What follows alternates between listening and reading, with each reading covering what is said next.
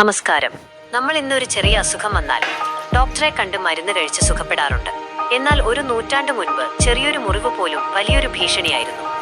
അന്ന് ലോകം അണുബാധയ്ക്ക് മുൻപിൽ നിസ്സഹായമായിരുന്നു.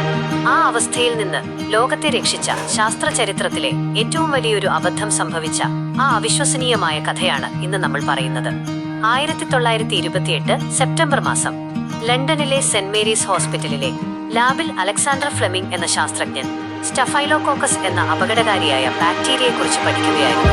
അദ്ദേഹം അനേകം ഗ്ലാസ് പാത്രങ്ങളിൽ ഈ ബാക്ടീരിയകളെ വളർത്തുന്നുണ്ടായിരുന്നു. ഇതിനിടയിലാണ് അദ്ദേഹം ഒരു ചെറിയ അവധിക്കാലം ആഘോഷിക്കാൻ കുടുംബത്തോടൊപ്പം പുറത്തുപോയത്. പോകുന്ന തിരക്കിൽ ലാബിലെ എല്ലാ പാത്രങ്ങളും വൃത്തിയാക്കാൻ അദ്ദേഹം മറന്നുപോയി. പരീക്ഷണങ്ങൾ കഴിഞ്ഞ ആ ഗ്ലാസ് പാത്രങ്ങൾ മേശപ്പുറത്ത് അലക്ഷ്യമായി കിടന്നു. 2 ആഴ്ച കഴിഞ്ഞ് ഫ്ലെമിംഗ് തിരിച്ചെത്തിയപ്പോൾ കണ്ട കാഴ്ച അത്ഭുതകരമായിരുന്നു. അദ്ദേഹം വൃത്തിയാക്കാതെ വെച്ച ഒരു പാത്രത്തിൽ അബദ്ധത്തിൽ ഒരു പൂപ്പൽ അഥവാ മോൾഡ് പിടിച്ചിരുന്നു. സാധാരണ ഏതൊരു ശാസ്ത്രജ്ഞനും അതെടുത്ത് കഴുകിക്കളഞ്ഞേനെ. പക്ഷേ ഫ്ലെമിംഗ് ശ്രദ്ധിച്ചു, ആ പൂപ്പലിന് ചുറ്റും ബാക്ടീരിയകൾ നശിച്ചു പോകുന്നുണ്ടായിരുന്നു. ആ പൂപ്പൽ ബാക്ടീരിയകളെ കൊന്നുകളയുന്നുണ്ടായിരുന്നു. അദ്ദേഹം ആ പൂപ്പലിനെ കുറിച്ച് കൂടുതൽ പഠിച്ചു. അതായിരുന്നു പെനിസില്ലിയം നോട്ടാറ്റം.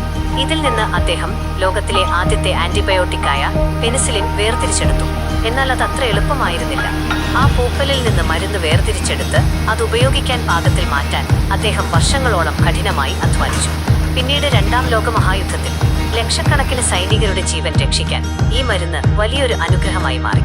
1945 ഈ കണ്ടുപിടുത്തത്തിന് അദ്ദേഹത്തിന് നൊബേൽ സമ്മാനവും ലഭിച്ചു.